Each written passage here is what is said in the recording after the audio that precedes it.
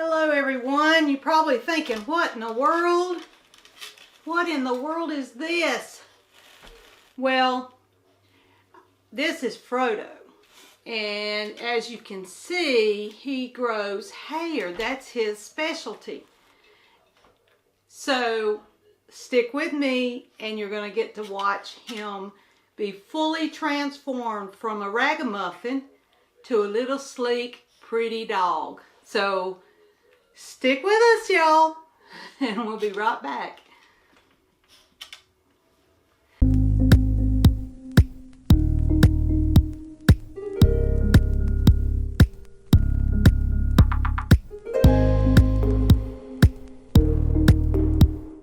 Okay, first of all, I'm going to go give this thing a bath.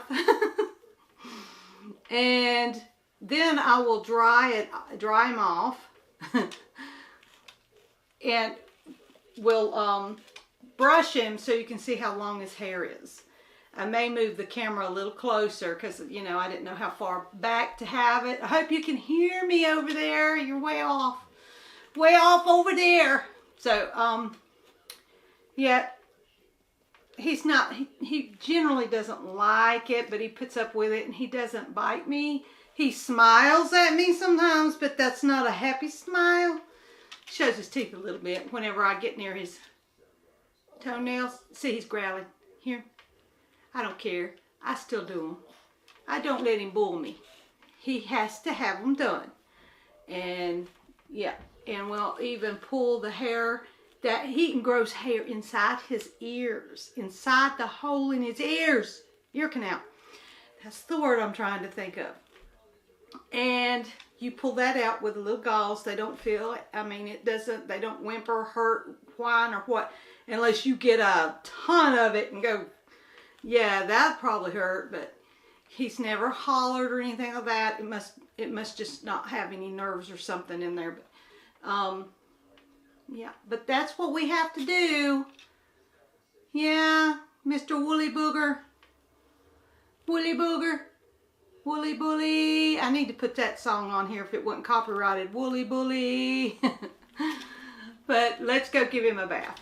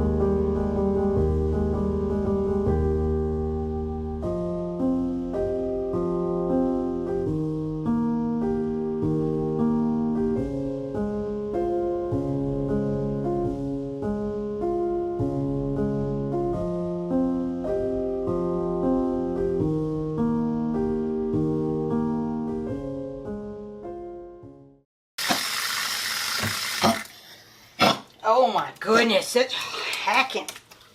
Hack. It's awful. Did you get wet? Okay. You ready? You ready?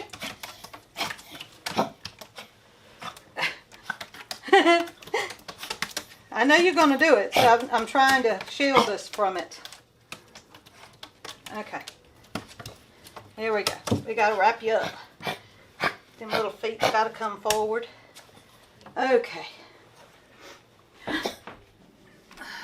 Here we go. Let's get y'all out of this thing right here. Get the dry side. Get the dry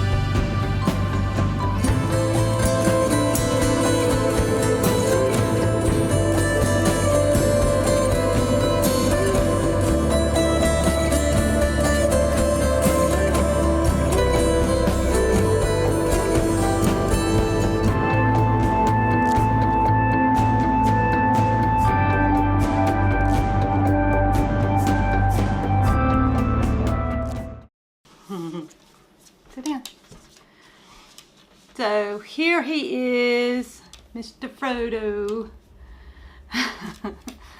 And this is what he looks like after I get done with him. Yeah. Yeah, him looks so different. Yes, he does. Frodo looks so much different. Yes, he can see now. He can actually see now. Yeah. And everybody hears him in the background gag like he's joking or hacking. Yeah, him always hacking. Yeah. So I don't like having my hair, my feet done. I really don't like having a lot of this done, but he used to. I mean, when I did it, he didn't. I mean, the only time I ever got any kind of where he didn't like it was when I did his toenails, you know. And he has since other people doing his hair has gotten to where he bites the towel when I'm rubbing him to dry him. He bites into the towel like he's trying to bite me. And this is stuff that he never did. And this, you just never know when you let other people do your grooming. I'm not a professional groomer. I've worked with horses. I used to groom my horses, and because they didn't like the clippers, I used scissors on them, and they were still, they were to mind. And I had one that my second horse I got, you couldn't touch his ears, but he had such little cute ears. I sat there all day going after his ears, just going after his ears and loving on them ears and feeling them ears, and just kept on until I got him to where he would let me cut his ears, cut his hair out of his ears, because if you didn't, the gnats would get in there and make nests and eat on their ears. So, and then their ears would be all bloody inside. So I always kept them cut out to where they couldn't do that. And in the summer I had a fly wipe that I'd put on with a cloth in their ears and around their face.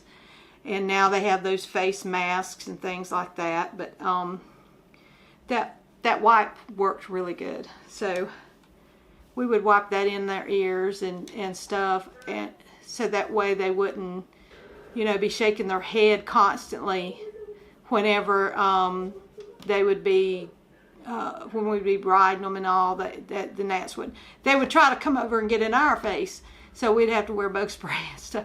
But anyways, I'm not a professional groomer, but I learned how to groom a poodle by watching these show people on YouTube. And no, I may not hold the animal correctly while I'm doing it. I just get it done, you know. Sometimes they're jerking and pulling, and I haven't went to school to know how to keep them from doing it. I know that there's certain areas you can grab that will prevent them from doing that, and there's sometimes I can do that, but I'm right-handed, very severely right-handed, so it's hard to do one side when it's easy to do the other.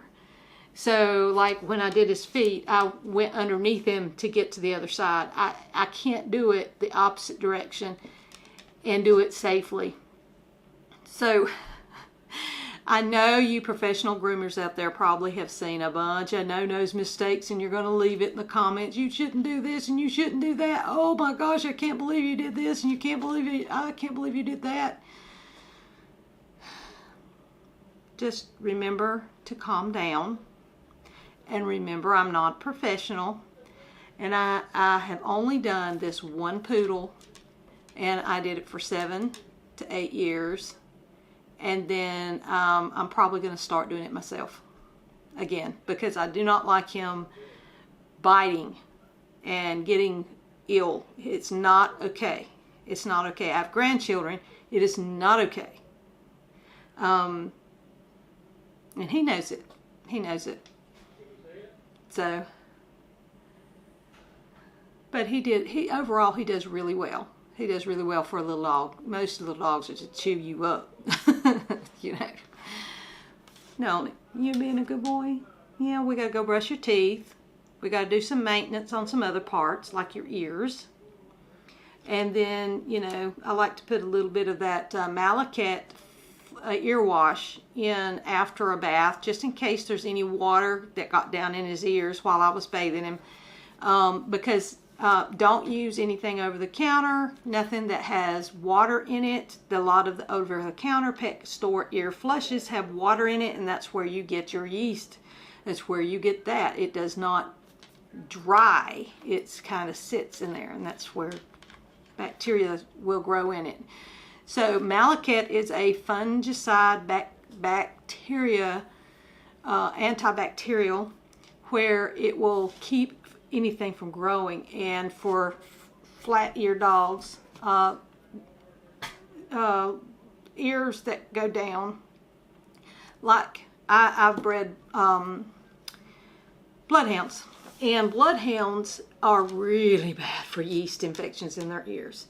And it's just because they are down there, they're just nasty dogs. They're like having a puppy, 6 weeks old, 8 weeks old puppy for the rest of its life. That's the way a bloodhound is. They're not bred for brains, they're bred for a nose.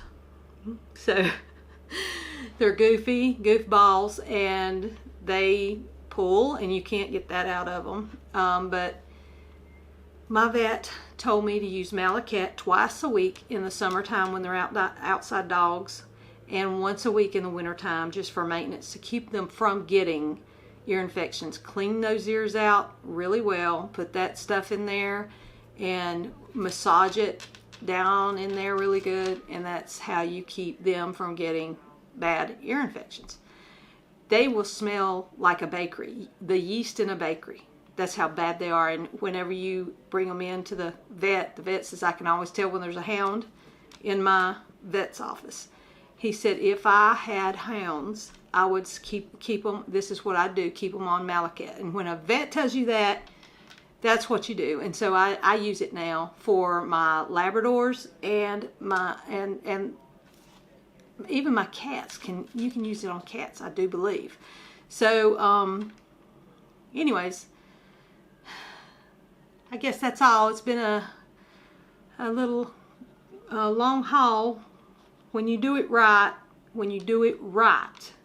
it takes almost 4 hours. That's from washing, drying, combing out, and see, a lot of people skip that. And then all of this. See, this is a nice 10, number 10. When you don't do the brushing out after it's dry, you get all gappy. It's all clumpy. It doesn't look smooth, and I can't stand that. And that's what I've been getting. You can't do a poodle in just an hour and a half, and it be what I like. I know what I do to get him this way. So, are you okay? Are you ready? You want your treat? You want to eat now? You want to eat? Huh? He says, I want that. Yes.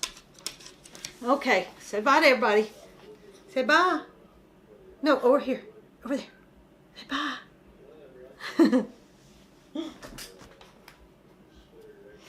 God bless you. Bye.